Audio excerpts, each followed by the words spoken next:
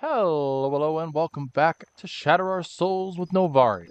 Today we are tackling a little bit more of the side questy aspects of Zelda Breath of the Wild, as well as making our way through the Hateno slash, I believe it's the West Necluda region. Um, the goal effectively today is to clean out what I can with the current loadout that I have. Now, if you're aware of the rules, it's pretty simplistic. Um, I must beat Breath of the Wild while using the minimum number of weapons or tools possible. Now, for sake of ease, if it falls under the sword, shield, or bow tab in the menus, it is not viable for this particular run. So, last time we were talking a lot about the Sheikah and how their technology has impacted The Legend of Zelda as a whole. And to a degree, I have to say that they are far and away probably one of the more influential aspects of the game. But one thing that I think has been underrepresented is how certain areas got away from the calamity. Now, in how do I want to put this? In the calamity that happened 100 years prior to the events of Breath of the Wild, they say in some capacity or another that the world has effectively ended. That Link has to save all of Hyrule in this now post-apocalyptic world. And I find that kind of funny because as far as this version of The Legend of Zelda is concerned, the world's doing pretty alright. The castle's in shambles. The world as a whole is struggling with certain aspects. But generally speaking, the entire world is functional. You have Kakariko Village, which is a thriving society with beautiful gardens, lush rivers coming across their landscape. There's nothing wrong with the world at this point in time. In their world. Hateno is probably where the people of Castletown, the survivors, ended up settling. 100 years is a long time to make a new village. And you can go further than that. You have the Yiga clan bases. You have the Goron City, which is exactly where it was 100 years ago. You have the Zoras, or the land of the Zoras, Zora Domain, untouched. And you have areas like Gerudo Valley, as well as the Rito Village, all untouched, all undamaged by the calamity itself. So the question really remains, at least in my mind, is why is the world seeming to be both in ruins and yet thriving far more than, in many cases, many of the versions of Hyrule that we see across the series as a whole? My personal belief of it is that at one point, Hyrule was in worse shape than it currently is. I don't think this is a controversial take on what happens in Breath of the Wild, but Breath of the Wild has so much going for it in terms of the world itself. This is not what I would consider your typical apocalypse, so to speak. This is a cozy apocalypse, if you will. Something that the people want to solve. You know, there's a few too many Lionels and monsters running about, but theoretically, you can run thriving communities with their own miniature militaries to hold back the monsters. And still, many people find ways to run out amok just to find mushrooms. I think it's a very cozy, very safe version of an apocalypse. And I think that's something that Zelda does, ironically, very well. It's something that they keep in their back pocket for most of the franchise. Now, As an individual who is, I suppose, who was raised on the older Zeldas, early 3D, my favorites have always kind of veered more towards Ocarina of Time, Twilight Princess, and Wind Waker, simply due to the fact that those are the ones I grew up with. But I realized that we all probably have a different favorite Zelda. Zelda has grown and evolved over the course of now close to 40 years. And while some people could say that their favorite is the original, some people could say that their favorite is, most likely, A Link to the Past, or even Minish Cap. And it depends primarily on where you started with the franchise. For me, I started with Ocarina of Time. And my favorite ended up being Twilight Princess, which was everything Ocarina of Time was, and if I'm being a little biased here, a little bit more. And there's nothing wrong with that aspect, that thought process. But there are, how do I want to put this? Those who were raised in the DS era probably leaned more towards Wind Waker or Phantom Hourglass Spirit Tracks, maybe A Link Between Worlds. And all three of these are viable and reasonable games to call your favorite. But the further you get, we tend to fall into probably four camps overall. People who were raised around the time of my father probably enjoyed the originals and A Link to the Past more than any other. There seems to be a point where gamers of that era tend to, okay, no, this is my cap, this is where I'm stopping. So they tend to veer more towards older vintage gaming. For that reason, people probably in their 30s to 40s generally veer more towards A Link to the Past. Not all, but generally speaking. My era, which grew up with Ocarina of Time as coming out around the time that I was born, I personally see it as that Ocarina of Time, Wind Waker, or Twilight Princess is probably their favorite, for a number of reasons. Most notably, in my opinion, comes down to familiarity, but also this was a very experimental age of gaming as a whole. Wind Waker tried to take the ideology of exploration to the next level. How far could people theoretically push the world? How far across the grand landscape, the oceans, could they travel? Now, honestly, there's 36 to 48 islands in Wind Waker, all of which are unique enough to be considered their own islands, but not unique enough to really showcase what all is possible in this game. And that's kind of a good thing and kind of a shame, because I'd love to see more from every facet of this franchise. But then we get the Twilight Princess.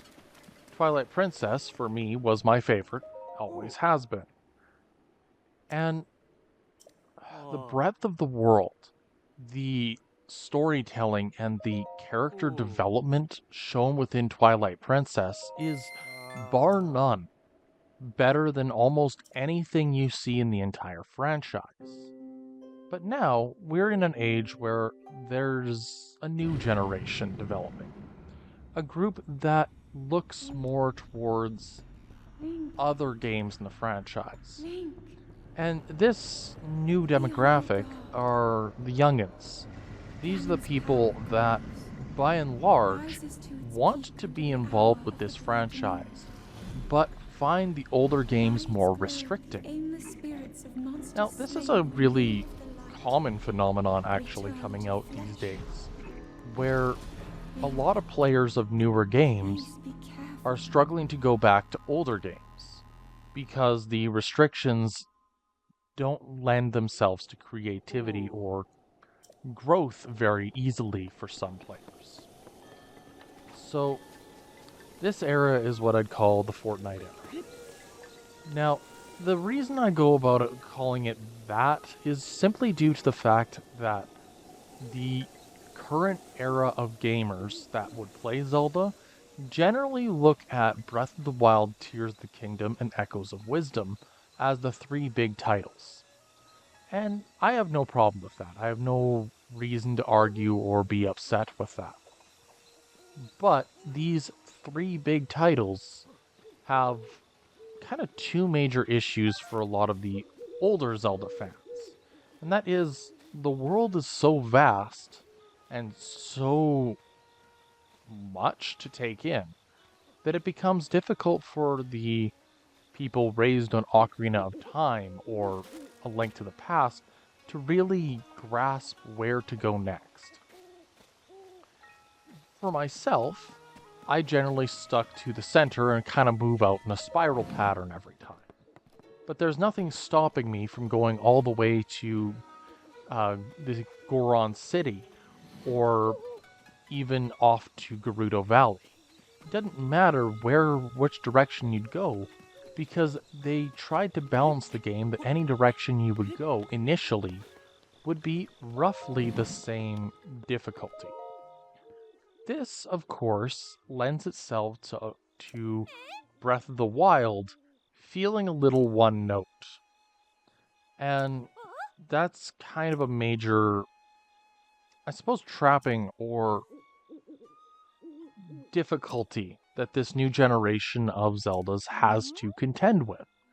The longer that they play, the harder the game has to be, and no matter what direction your player goes in, there has to be something for them to do, something for them to find.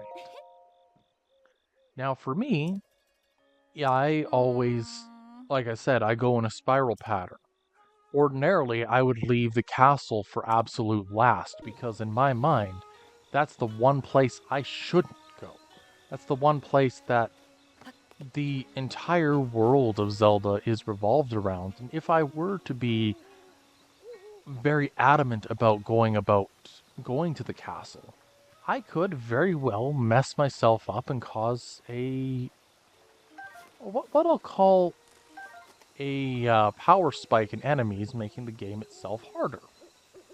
I have no problem saying that. Actually, it's one of the reasons why Breath of the Wild's systems actually work. For those that don't know, there is effectively an experience system in Breath of the Wild, where the player itself, every time they defeat an enemy that is considered a quote-unquote upgraded enemy, be it a broken down guardian, a blue moblin, or anything that is not your standard red bokoblin, they get experience points. You get X amount of experience points for every enemy you defeat in this category. Effectively, the enemies slowly but surely over the course of the game level up and increase in power in order to match your player experience. In this way, they're allowing the player to grow and learn as they play, and eventually they'll come across enemies that are stronger, harder to take down, which of course makes exploring new areas more difficult. Theoretically, this means that no matter which direction you go, eventually the enemies will end up all being stronger, but still approachable at any point in time. This is the goal of Zelda Breath of the Wild's combat side. And I'll give them credit where it's due. It's a really good way of going about the progression of the game. The game starts off easier for when you don't have as much gear, but as the world levels up, so too does your gear, so too do your enemies. And eventually, you'll end up in a point where everything is a little bit stronger, a little bit more capable of dealing with you as a player, and you're a little bit more capable of dealing with it as monsters, shall we say. Um, so I have to say that they did a really good job with their approach to Breath of the Wild. But why do I say, I suppose, that the younger generation tends to gravitate more towards this? Well, if you look at those videos on YouTube, Facebook, and every other social media site imaginable, you'll find players that have created absurdly complex vehicles in Breath or in Tears of the Kingdom. For them, it's more about the creativity.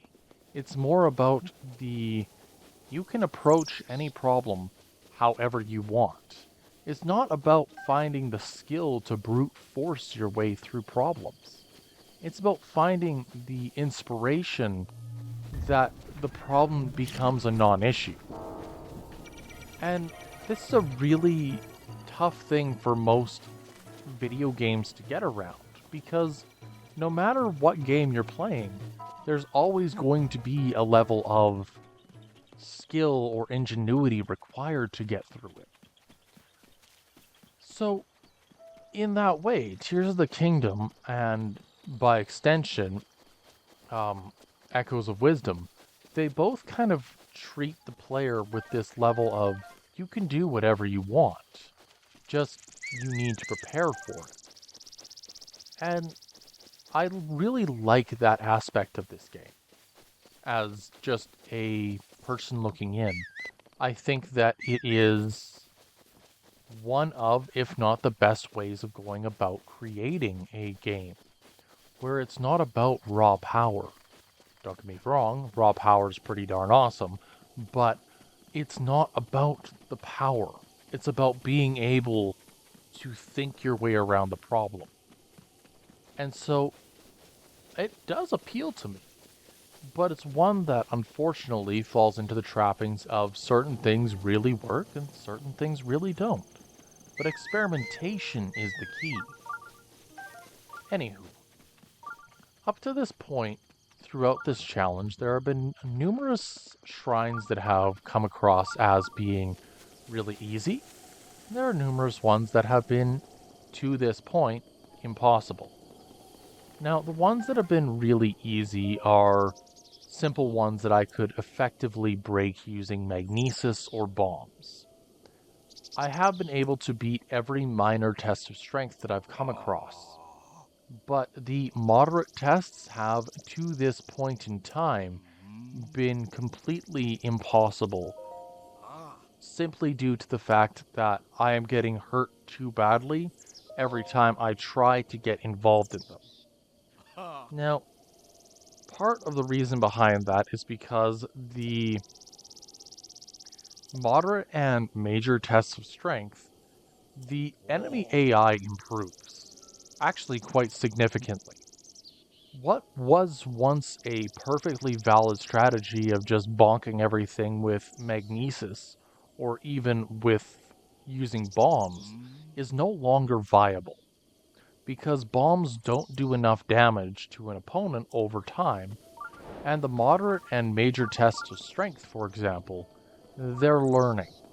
And they're actually stopping what they're doing, stopping their attack long enough for them to reach a point where they are shooting my bomb either out of my hand or on the ground, just out of its explosion range.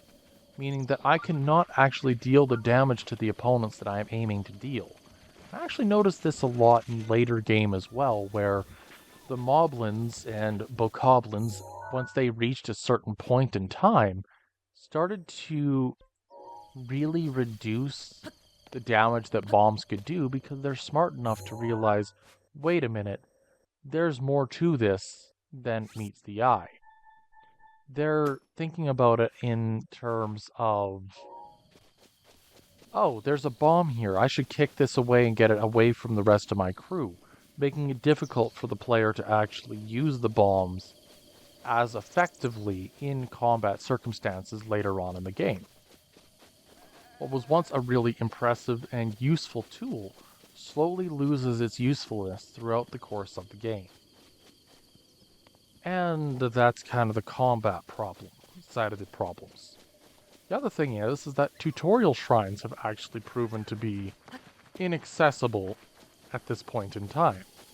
If I'm not allowed to use swords, and I'm not allowed to use shields, and the shrine specifically wants me to do a flurry rush with a sword and shield, I'm effectively in a circumstance where I can't fight the enemy because nothing actually does the damage that I'm intending for it to do. It will not take damage from other means, specifically the shrine outside of Kakariko Village, where it's trying to teach the player more defensive and combat techniques. You've gotten to the point of reaching Kakariko, you know kind of how the game functions at this point. So they're adding new techniques and new skills to the player's belts that make it more viable for each subsequent player to be able to reach it. And this is well and good. It does the job properly. What it, however, doesn't do is it makes the game incredibly difficult to, oh, words are hard, apparently.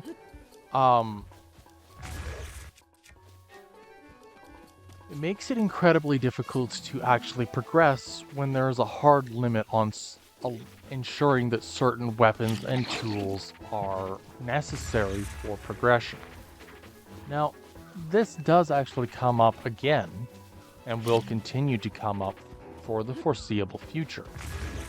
For those who remember Nidra's Shrine of Wisdom across on the peak of Mount Lanayru, which happens to also be in this region that I'm planning on working through.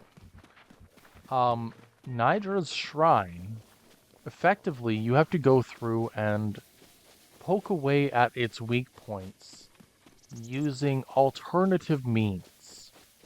Typically speaking, this means just going at it and attacking the weak points, the eyes that have covered Nidra's entire body, as a means of ensuring that Nadra or Nidra, depending on which pronunciation you go for, can come back to itself and become the Dragon of Ice once more in a healthy manner.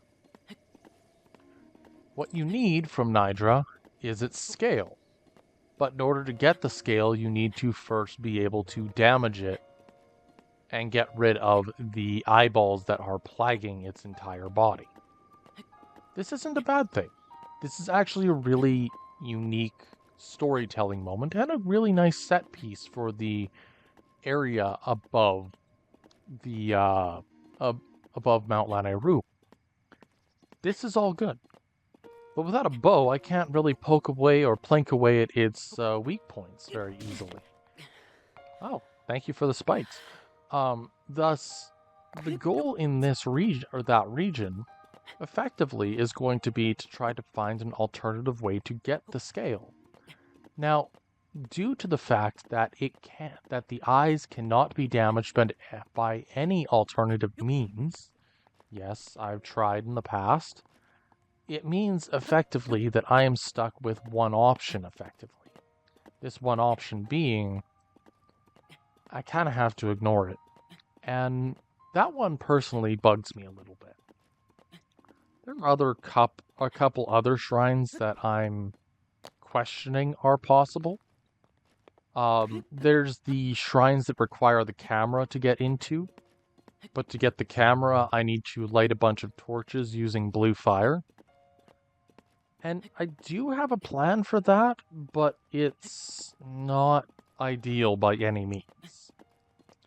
The plan that I personally have for it is that I need to be able to effectively... Oh, what's the word?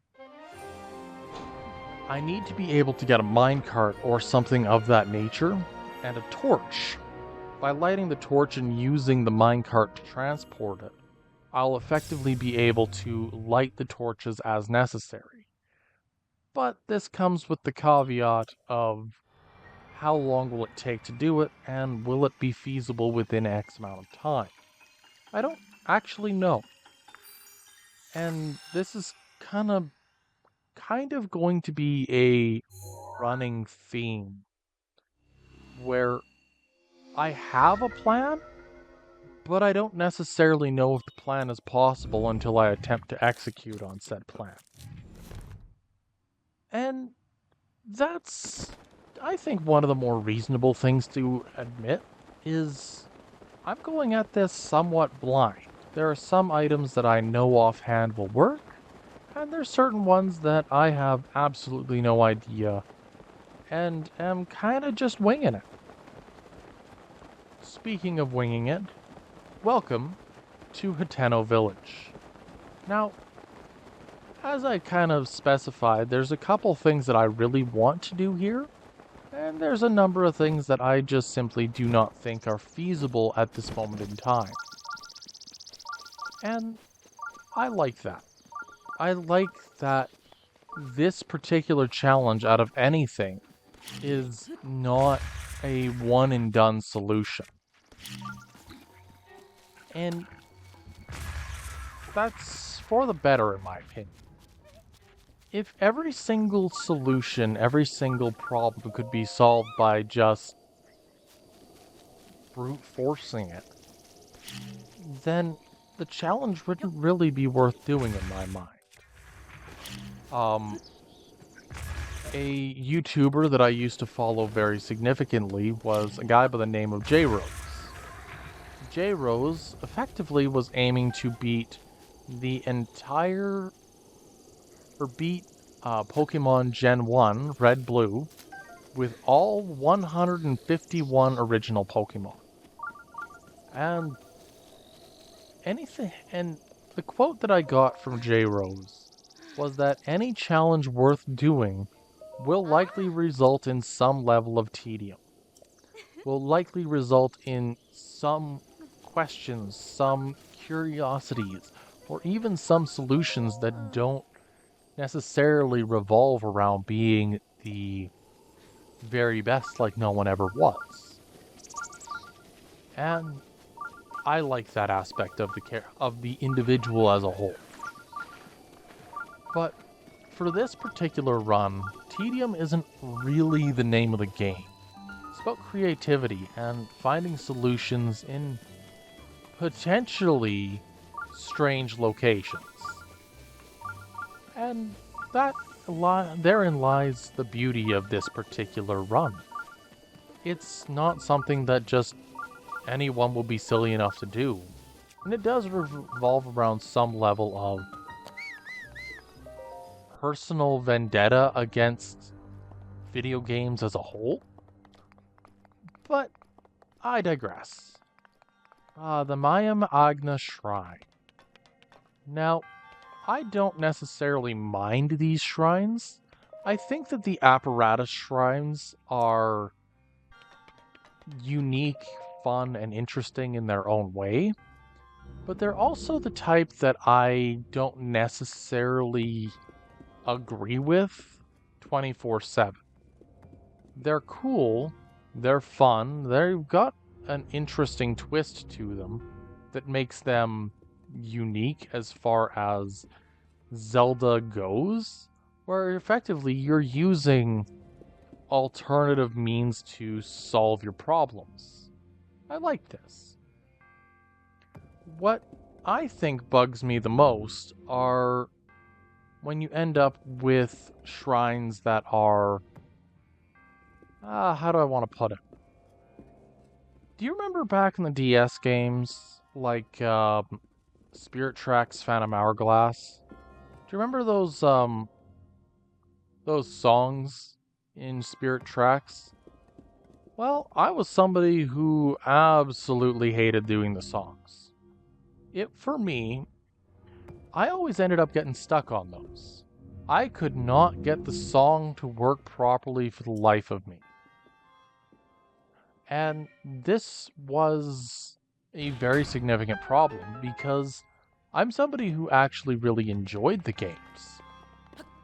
But when I'm stuck for upwards of 6 months because I can't get the song for the Sand Temple, it left a sour taste in my mouth. It left a problem that I didn't have an immediate solution for.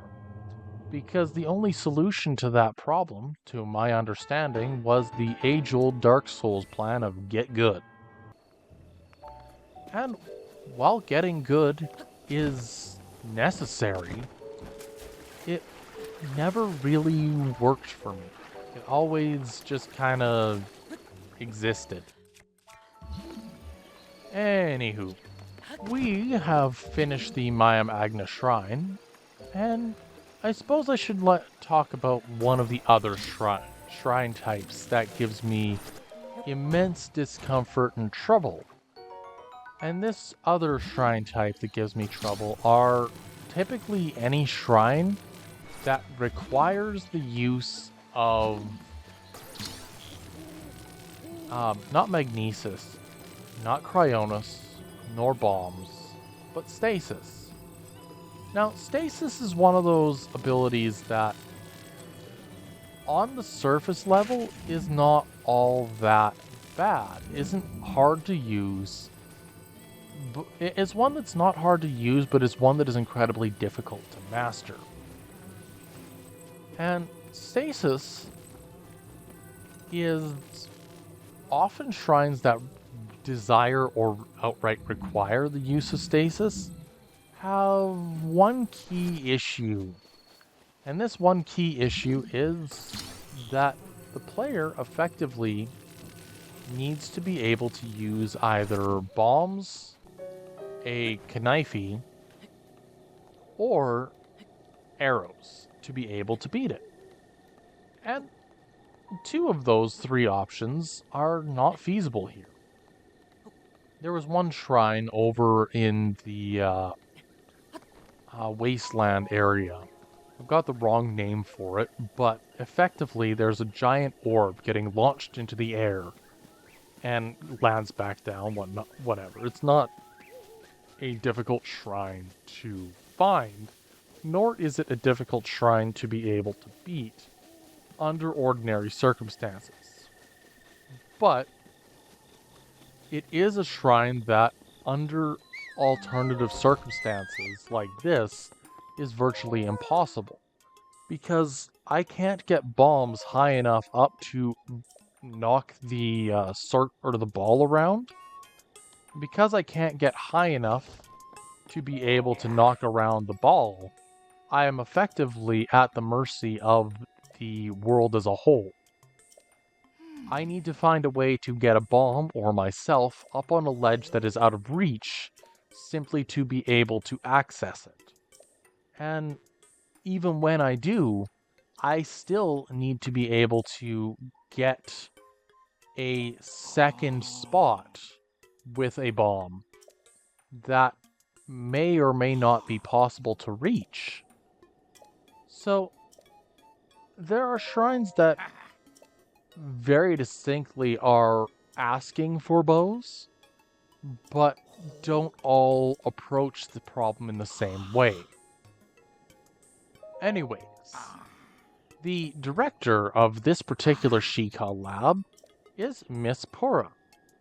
Now, I have a lot of people that talk about Pura in positive or negative lights.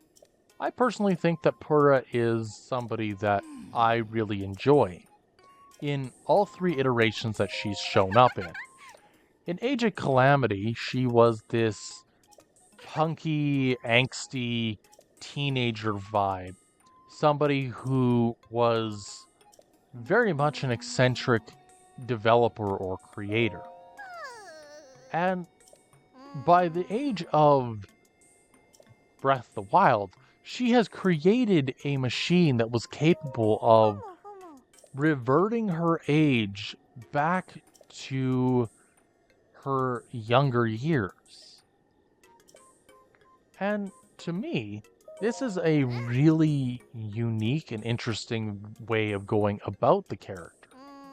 You have a character that is well over 100, the older sister of Impa, who used her abilities and used her advanced technology to be able to revert her own age back to when she was younger so that she could continue creating, so she could continue being one of the greatest minds in The Legend of Zelda, hands down. But she also ironically doesn't share this technology with anybody. Not her old business partner and lab partner, Robbie. Not even her younger sister, who is now very much her older sister, Impa. Cora is kind of, how do I put it? She's a little bit self-righteous in this particular entry. Anywho, with that out of the way, there's not a whole lot I can do around this area. I effectively am going to start going from one area to the next and complete as many shrines as I can while I can. Now, I did travel back to the Great Fairy Fountain just outside of Kakariko Village. The reason for it is because I have a couple side quests that I want to complete that are going to be notable going forward. The first is that I want to climb up the left side of Zora's River. Not Zora's River. I'll call it the Great Divide here. There's a river with a shrine behind a waterfall that I would like to complete here. And I'm going to kind of travel back towards the main, I suppose, my main area that I started in, collecting as many shrines on the way as I can. Because Lanayru Road here is going to be kind of a jumping off point for me, so that I can effectively traverse and use the world as I see fit for just growth in general. Now, the Lanayru Road is an area that I always found very pretty and unique. A little bit about me. I come from a bald prairie. I don't see mountains. The highest hill, I could effectively see my dog run away for 3 days before I would actually need to do anything about it. So, areas that are mountainous or have rivers running through them, I've always found very enchanting. Because to me, this is something I don't see on a day-to-day basis.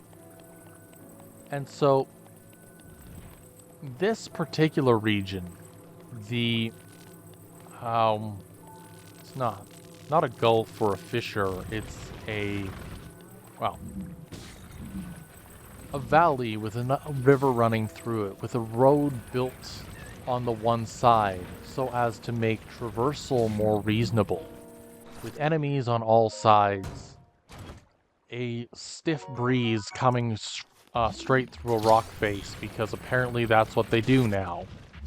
All of this kind of ties itself nicely together to make this one of the more memorable regions of Breath of the Wild for me. And I think that's something that I wish we could see more of throughout Zelda and throughout the franchises as a whole. Because for me, it's not a good game design doesn't require that you're dealing with prairies or grand set pieces. As long as the area that you're playing in is notable enough to be different and unique for the player, that's what truly matters. Anywho, this shrine, I already know where it is and how to get to it. The hard part is going to be getting past Tall, Dark, and Terrible over there, because we have what look to be about 6 Lizalfos. Lizalfos being a rather unique enemy type for me means I really don't have any means of challenging them at this moment in time. Bombs can't get far enough to reach them. The magnesis rune, while it does enough to get at certain enemies, really doesn't do much for others. And this guy is gonna be a pain in my butt for a little bit. We are now reaching the point where we are getting the black Botws, which aren't nearly as strong as silvers, but they are the second strongest variety that I'm going to come across for the duration of the game. Meaning, in no uncertain terms, that I have to be careful about how I approach every combat scenario involving them from now on. Anyways, these lovely Botws are being exceptionally helpful and nice to me by letting me run away like the Joestars of JoJo's Bizarre Adventure. Unfortunately, they're also smart enough to know not to try to chase me down if I am at arm's length like this. They can't cross the chasm, so they're just going to dig up rocks and throw them at me. Which isn't a bad thing. I actually like that they have that level of, I suppose, AI or intelligence to them. Every single one of them has a level of acknowledgement of what is around them that makes each enemy type and enemy variance uniquely powerful and uniquely dangerous. Anyway, we just knocked the green lizard into the water.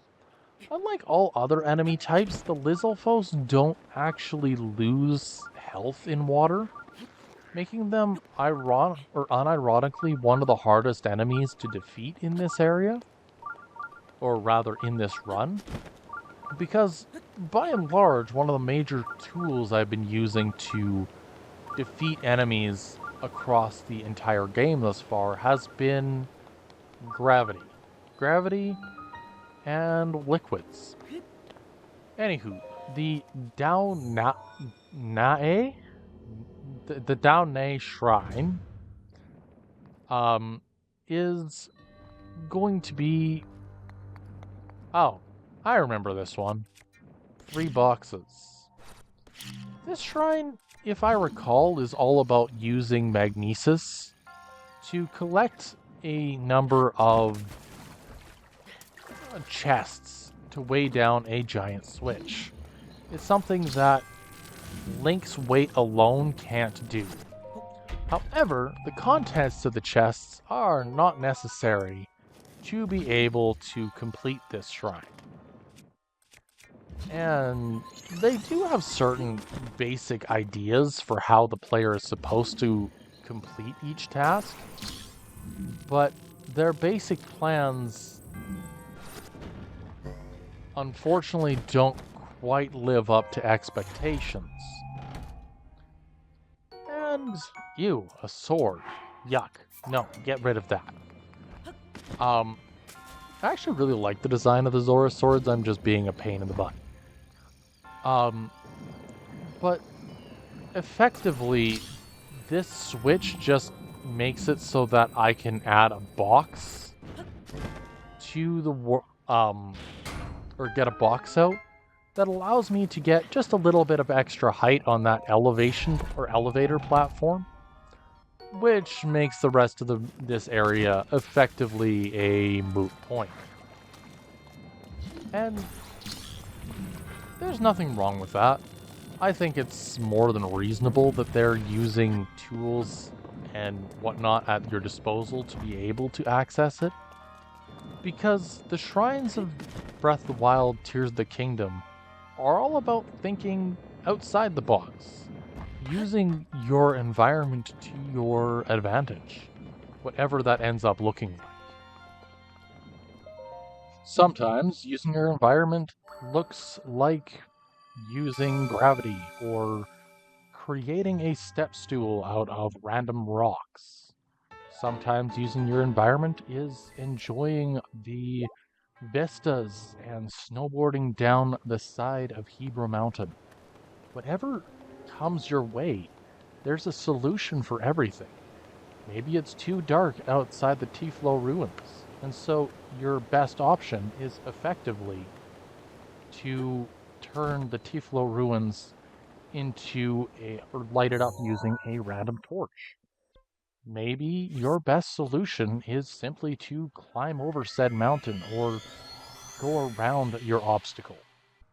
But the thing is that I've been alluding to it a lot. What makes Breath of the Wild so unique is options.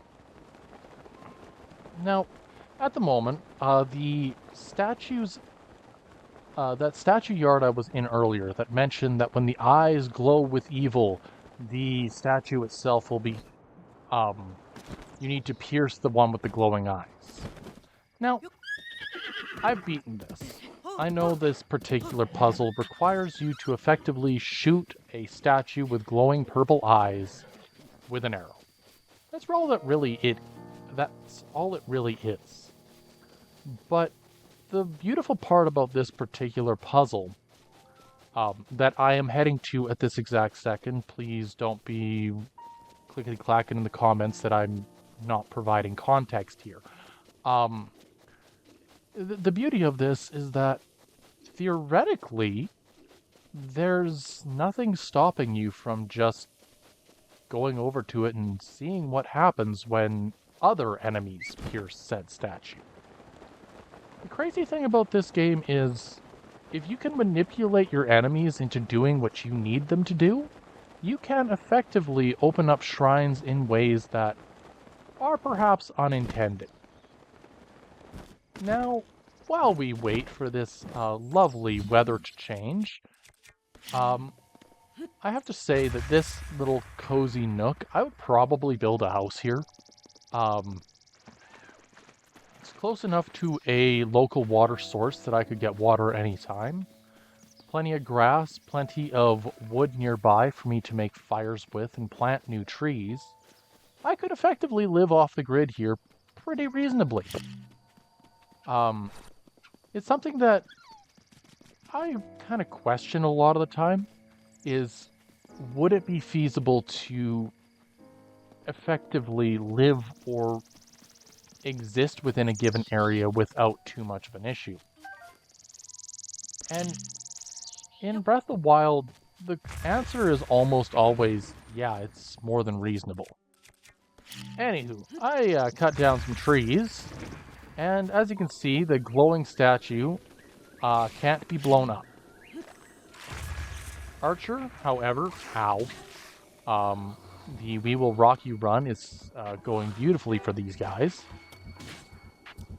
The Archer, as long as I get him moving in the right direction, I may be able to manipulate his AI to hit the statue that I actually want him to hit. So, give a quick kablooey. Get this guy out of the way. Did I just kill him? I just killed them. Cool. One statue has a head, one statue doesn't. I can work with this. And cute. The statue is pierced with an arrow, and the shrine quest is complete. It seems like such a simple solution, but it's often the simple solutions that are the most gratifying to complete. And this is going to be a pretty common thing for me to say, is it is gratifying. It feels good to actually make these things happen. The Trial of Passage. Trial of Passage is, I think, one of the more simplistic ones, given that, oh geez, I might have bit off more than I can chew here. That's fine. We're just going to, we're going to get rid of the spike balls so that I don't get smoked in the middle of this, and see what happens.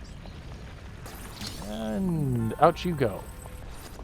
Alright, so at this point, I know I have to go up. How far up? Depends on your perspective, I suppose. But the goal of this shrine is, well, get as high up as possible, use the stairs, and eventually pass through this entire region and get to the Sheikah at the top. That's all. Your expected path is to use the various, or to use stasis to stop the gears on multiple occasions to allow for easier passage from one point to the next.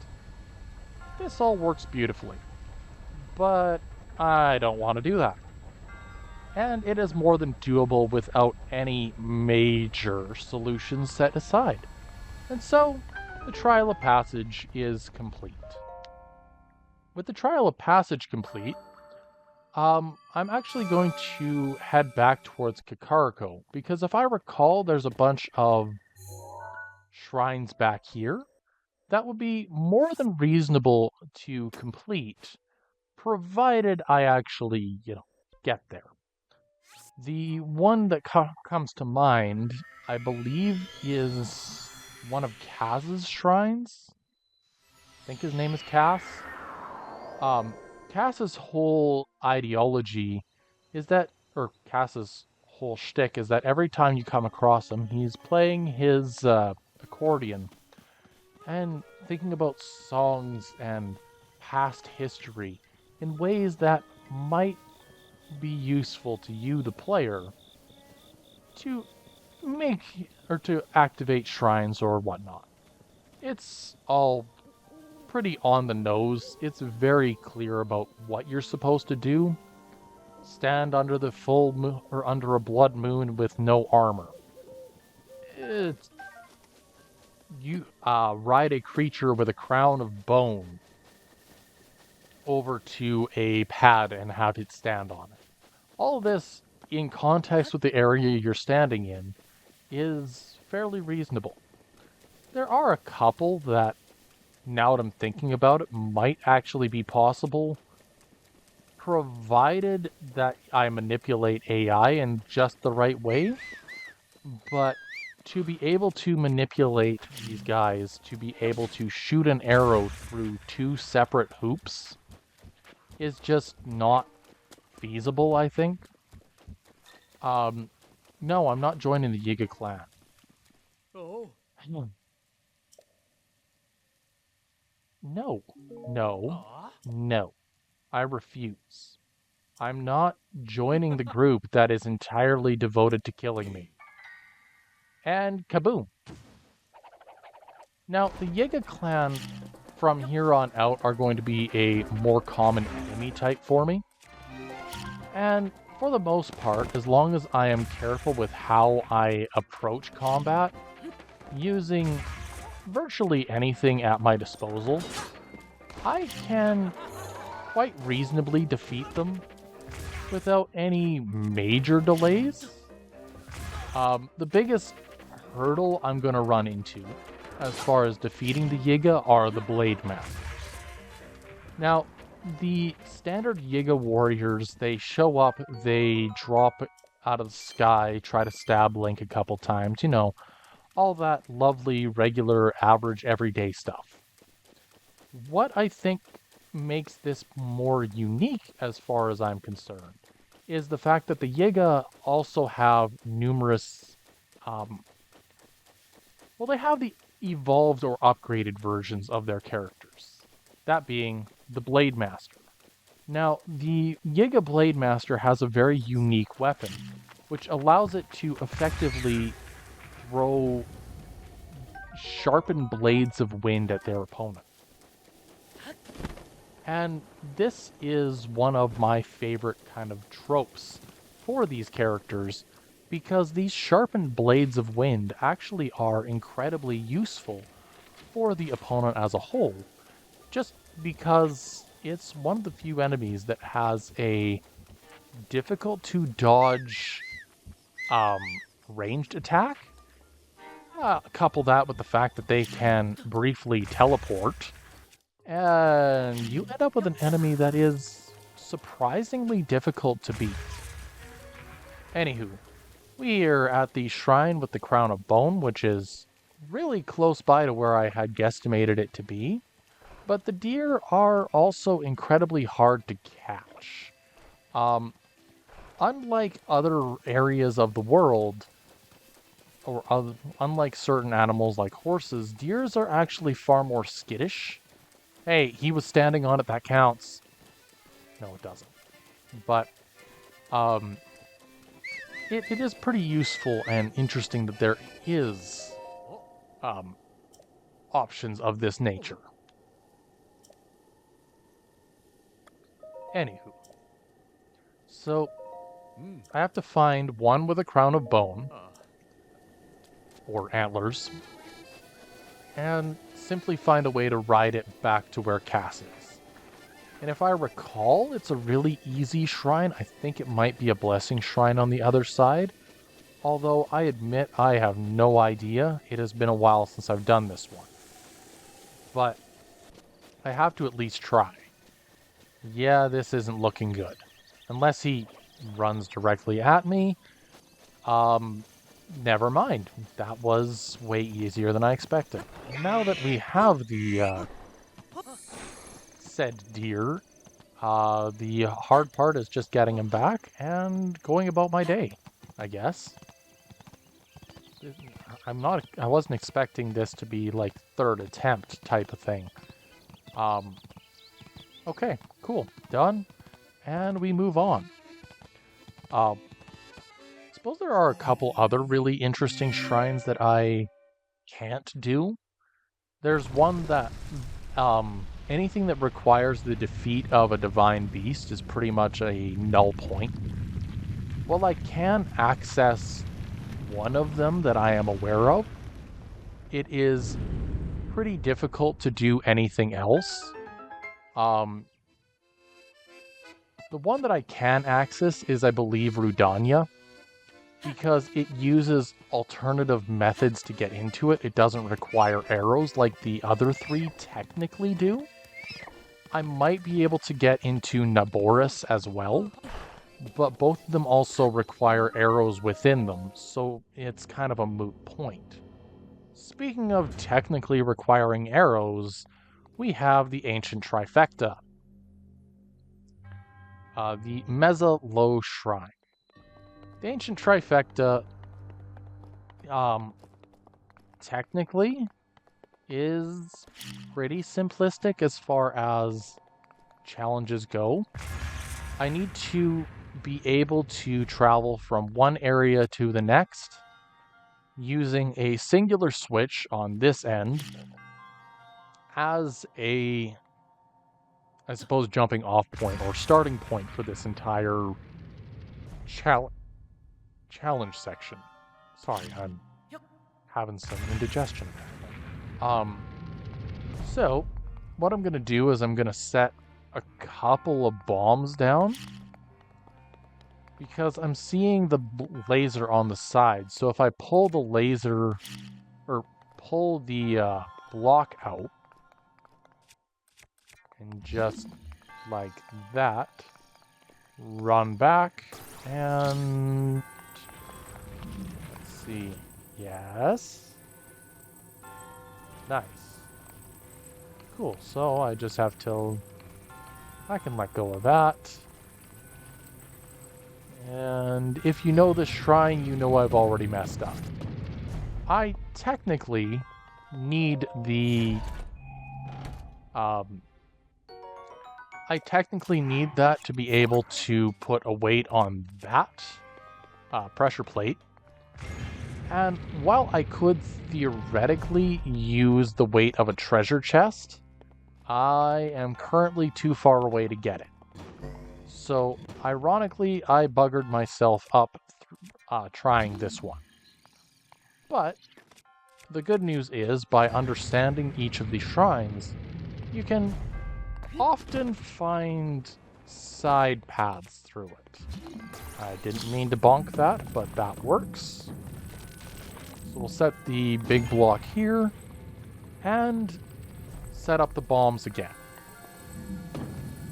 Now, the reason I want to use the bombs for this is that theoretically, as long as they're set up right, I can more reasonably enter any given area of the game. We're just gonna set you there. Not quite. Oh, it is on the Switch. Beautiful. So now I just gotta hope that my bombs do what I need them to do. And like that, the ancient trifecta is complete. Moving on. I'm going to be going kind of up the side of the Lanai Room Mountain from here. My goal, not necessarily to go to the peak, because I know that one is not reasonable at this time, but all of the other ones in this area are more than feasible and reasonable to access. It just takes a little bit of time. So that little shrine down there is going to be the first major target at this point in time. I love this game. I know I've said it, I'm going to say it again. The vast world, the forests involved, the mountains, the random wildlife, oofty woofta, and just everything in general makes this a incredibly enjoyable game. And it's something that not many games have ever managed to replicate for me. Now, don't get me wrong, games have managed to be fun or enjoyable for me. But to the extent of Breath of the Wild and Tears of the Kingdom, the sheer breadth of what you can actually accomplish with a little bit of ingenuity is staggeringly impressive.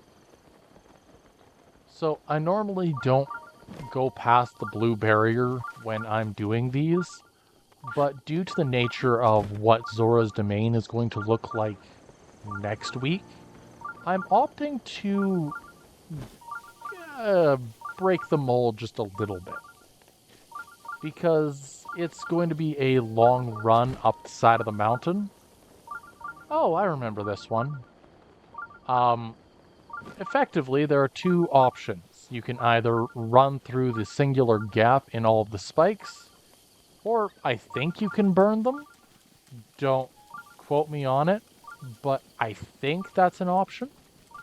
Either way you look at it, it's not that hard to just get in, get out.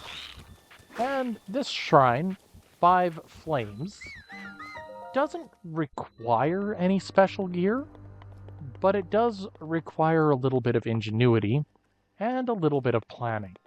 Something that I kind of lack. So that's perfect. 2 down. So now all I need to do is spin this around 2 to 3 times, I think. Will that do the trick? Yes. I like shrines like this that are kind of more puzzle-oriented. The hard part about the puzzle-oriented shrines is typically I don't think far enough in advance, and it ends up getting me in trouble. Case in point, this one I've got the problem of I want to solve it without causing any major issues, but it's really difficult to not cause issues when traversal on this particular challenge is so extreme or so difficult by comparison to most others.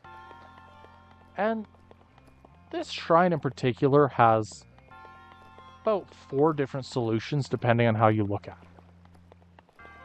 You can either be like me and slowly but surely hit every single torch and just try to make it more reasonable to access each area. Or you can be more on the side of... how do I want to put this? Ow. That wasn't the one I wanted to hit. You can either use the switches, or you can use an alternative solution in the form of just simply hitting every torch with a flame arrow. Technically, there's nothing stopping you.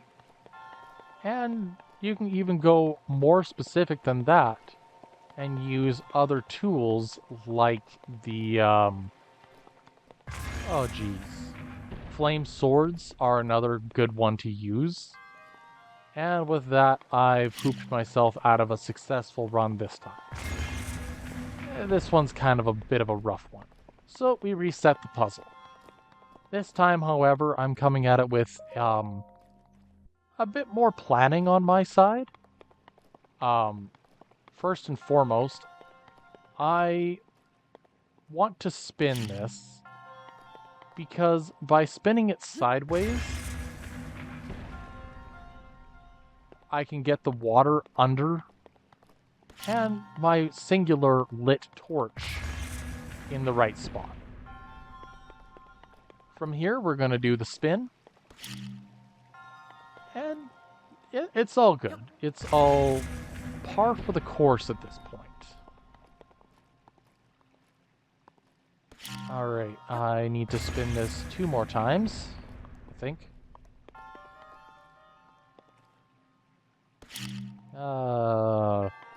Jeez. Logic puzzles are great, but they are also one of the hardest to accomplish readily. And that seems to be my main issue at the moment. Alright, so at this point, if I turn it to light the torch on either side, I'll either A, dunk a torch, or I will put a torch out because of one of the water pressure, or water, because of the spring, effectively. So, I'm just taking a moment, making sure that I have all my ducks in a row and that I have the appropriate expectation. It's like solving a Rubik's Cube, except it's like solving a Rubik's Cube with absolutely no spatial reasoning. It's great. So, I'm going to spin this. I think twice? As you can tell, I struggle with this type of puzzle. I didn't mean to dunk that. Let's see. I want to turn this not that way. No, don't. No, not hitting that. There we go. That way. Now that everything is out of the water, I want to spin this sideways so my 2 lit torches are in the same spot. And the back is lit now? Yes. So if I dunk this, or dunk the spring back in the water, I can just twist it 360 degrees and bada bing, bada boom, the rest is done. So, Cryonis. Let's see what I can do here. I could light myself on fire. That would be a positive way of going about it, right? No, it wouldn't. Yes, I'm being silly. It's partially just because it's been a little while since I've actually sat down and did a lot of these puzzles. Okay. Spatial reasoning is not with me today.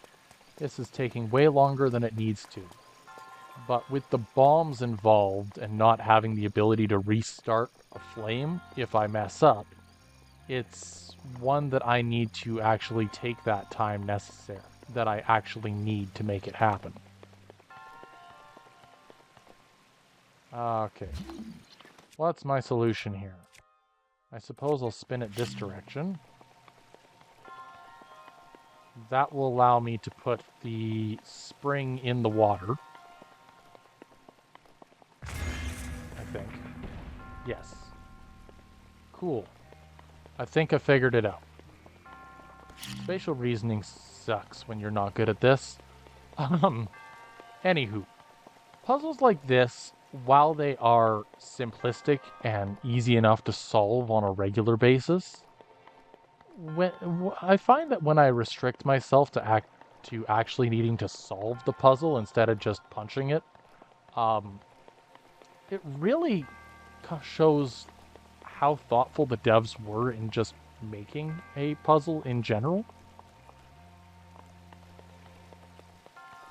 Anywho, this one is almost done.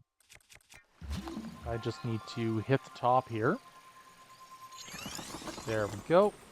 And we do the spins, which are easy enough to accomplish. And one more and the puzzle is done, I think. Ba-da-ba-ba-ba. There we go. It took way longer than it needed to. My apologies. Anywho, with that shrine out of the way, there are only, I suppose, 2 more in the West Hateno reef, or West Necluda, that need to be approached. The first is on the far side of the Laneru Mountain, and the second is on the way to what is arguably one of the better puzzle regions, Eventide Island. One of them is possible at this moment, to my recollection, and one of them is absolutely not. But I digress. I want to beat them both. I want to actually go for anything and everything I possibly can. So we're going to make it happen to the best of my ability. Which my ability may or may not be, reasonable enough or capable, but at least I gotta try. Worst case scenario, as far as the major tests of strength go, it's not necessarily that I need to be Mr. Macho. Doesn't mean that I have to be all about just obliterating everything in sight without thinking about the problem. Rather, I need to be able to access each area in a way that makes sense. I suppose that's pretty vague. That's way too vague. What I'm getting at is that preparation is half of the battle for these particular challenges.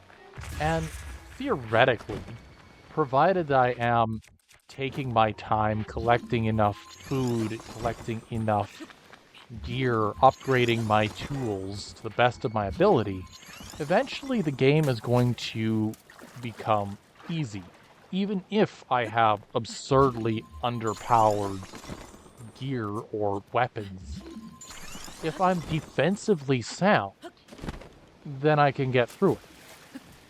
With the exclusion of times where it is absolutely required I need a weapon of some variety. But these circumstances are so few and far between as to be a moot point. So, ironically, what my goal is at this moment in time is effectively to play the game as much as I can and collect what I can while I can, and then eventually go and raid the entire world. Find anything and everything food-related I can. And go back and do each of the tests of strength when I can. Because reality dictates that eventually something's going to give. Either I'm going to die, as far as Mr. Link is concerned, or where I'm going to end up in a circumstance where I can actually get through the challenges at hand without too much of an issue. But that's kind of a hard thing to guesstimate at this time. What I can say for certain is that my main food source in the later game is going to be relating to stuff that include hardy radish and stat boosting items that are going to make it easier for me to survive major hits like iron shrooms, as well as items that are simply there to increase my life in general. And I'm also planning on stopping by springs in the later stages to get plenty of oy vey, words are hard today. In order to get plenty of fairies, because if they can't actually hit me or get me down, then they can't get me down.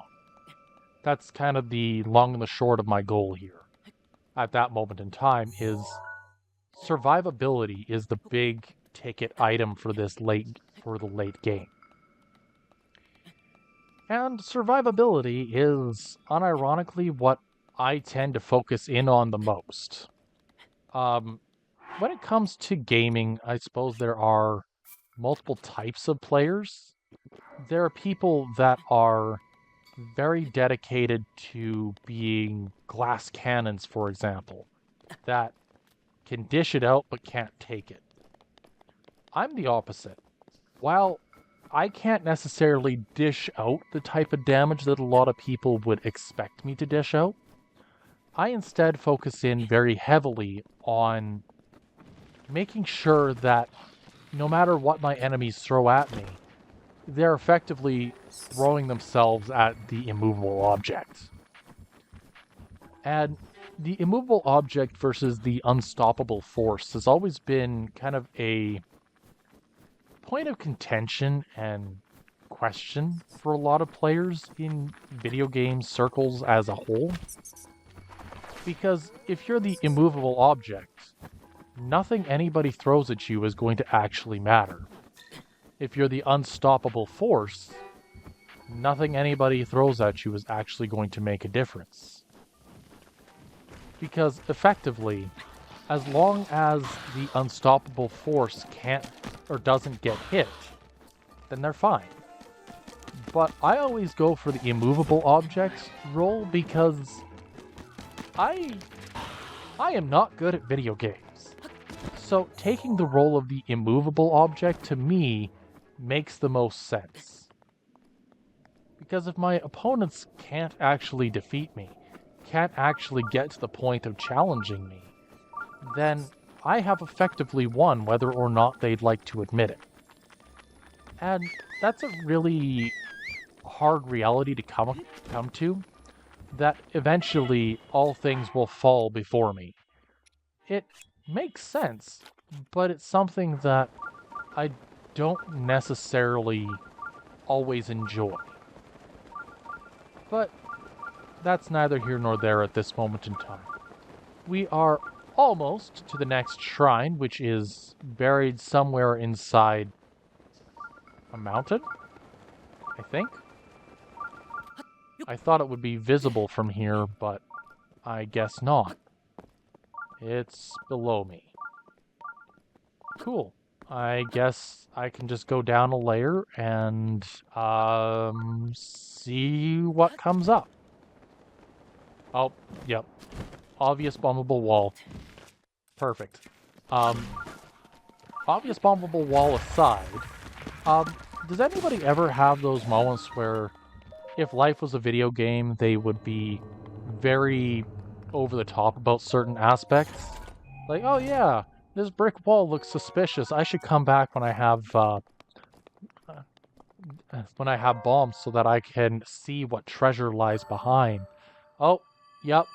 I just walked outside, need a loading zone. To me, it's more of a humorous aspect of it, because how far could you really push video game logic before the very fabric of reality would begin to bend and break? Anywho, while we're in Hateno here, now that all of the shrines that are accessible and completable are done, time for a couple heart containers. Because, I'll be honest, I don't want to be weak and frail forever, and at the very least, this provides me an option for continued growth. And we'll get the second one right away. I think, as long as possible, I'm going to focus in on just getting hearts. The desire to have a tool of the level of, let's say, the Master Sword is not lost on me. Having something that I can effectively use at any point in time would be absolutely an ideal circumstance. But ideal or not, there's still a lot of room for growth. There's a lot of room for mistakes. So for now, I am going to avoid using it, but it is the one and only weapon that I intend to have on hand forever. So take that as you will, I guess. Anywho, the last shrine that I am going to reach, not complete, but get over to, is that little glowing spot out in the middle of the ocean there. And the reason behind it is because I actually have something that is reasonable to get to it in the form of the paraglider and Cryonis. Due to the fact that boats would prove ineffective at this moment in time, without a Korok leaf, my next best solution is just to slowly but surely hobble my way across the sea. But let me know what you would like to see next time. Would you rather me head back towards the, whatchamacallit, the Rito village? Would you like me to tackle Eventide Island as I am? Or would you like me to make a trek over towards what is inarguably one of the harder locations in Zelda at this moment and head towards Death Mountain? All three options are 100% viable, but I figure that if I go for Death Mountain, I will get the camera rune, which will allow me to ensure that shrines that require it will be completable at an earlier point in time. If I don't get the camera rune, then it's going to be a little bit of time before the next, or before I can finish the shrines in Kakarko Village or the southern end of the world. Let me know what you think down below. And while you're there, if you don't mind hitting the like button, a subscribble, and maybe leaving a comment, that would be absolutely fantastic. Until then, I hope you all are good to one another, and I hope you all have a good one. That's all for now. This is Novaria, signing off.